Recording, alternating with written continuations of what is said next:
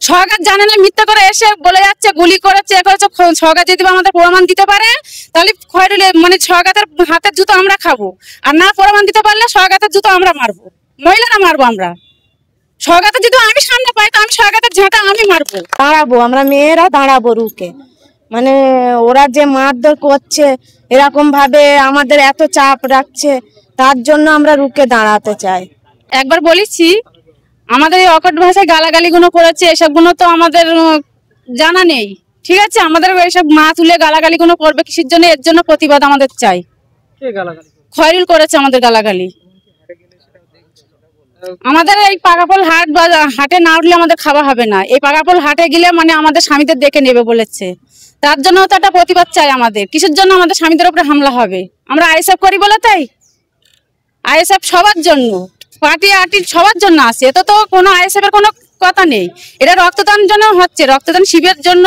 রক্ত কত লোকের কাজে লাগে, তার জন্য তো এটা করা হচ্ছে। কিসের জন্য হামলা করবে, কিসের জন্য মাননেরা হামলা এসব গালাগালি করবে, সেটার জন্য আমাদের প্রতিবাদ চাই। এই যে রক্তদান শিবিরের যে গেট করাকে কেন্দ্র করে তারা বাধা দিচ্ছে, যদি রক্তদান শিবির কি আপনারা করবেন? হ্যাঁ, আমরা করতে চাই। তারপরে যদি বাধা আসলে আমরা মহিলারা ঝাঁটা নিয়ে হাতে নিয়ে দাঁড়াবো। বাধা দিতে আসলে খয়রুলির ধরবো আমরা আগে। সরকার জানে না, মিথ্যা করে এসে বলে যাচ্ছে গুলি করেছে, এ করেছে। সরকার যদি আমাদের প্রমাণ দিতে পারে তাহলে খয়রুলি মানে সরকারের হাতের জুতো আমরা খাবো, আর না প্রমাণ দিতে পারলে সরকারের জুতো আমরা মারবো, মহিলারা মারবো আমরা। সরকারের যদি আমি সামনে পাই তো আমি সরকারের ঝাঁটা আমি মারবো। আমি কথা দিচ্ছি, আমার চন্ডীহাটের মেয়ে, আমিও কথা দিচ্ছি। আমি সয়নি বাস করি, আমার স্বামীদের নিয়ে আমরা সইয়া করছি, সংসার করছি সয়নি। বাপের বাড়ি আমার চন্ডীহাটে। যদি বা প্রতিবাদ নিয়ে নিতে পারিছি তারপর তোমরা দেখে নেবে। ওই সরকারের আমি যা সামনে পাই তো আমি ঝাঁটাপেটা করবো, এটা আমার খুব আশা। আমি সরকারের ঝাঁটাপেটা করবো। কতজন ছিল তারা দলে? কতজন ও ছিল? প্রায় 150 জন ছিল। ওই বাঁধামুখী ছিল, এখান থেকে দেখা যাচ্ছে। ওখানে আমরা সব গিয়েছি, ওখানেই সব এসে বেশ 150 জন হবে।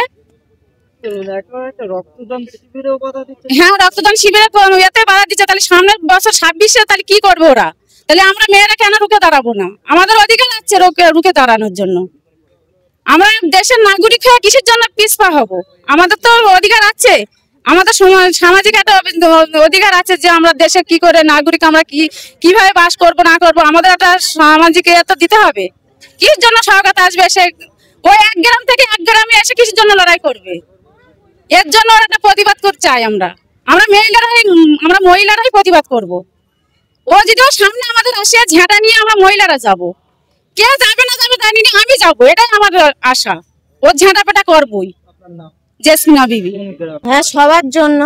আমরা এই যে বাঁধাটা পড়ছে, আমরা দাঁড়াবো, আমরা মেয়েরা দাঁড়াবো রুখে। মানে ওরা যে মারধর করছে, এরকম ভাবে আমাদের এত চাপ রাখছে, তার জন্য আমরা রুখে দাঁড়াতে চাই। কার নেতৃত্বে হামলা বা মারধর করা? খয়রুলের নেতৃত্বে। ওরাই তো লোকজন নিয়ে এসেছিল অনেক। কারণটা কি? কারণটা এই রক্তদান শিবির, এর জন্য ওরা বাধা সৃষ্টি করবে বলেই এইটা করেছে। হতে দেবে না। আমরা চাই রক্তদান শিবির হোক, এটাই হবে।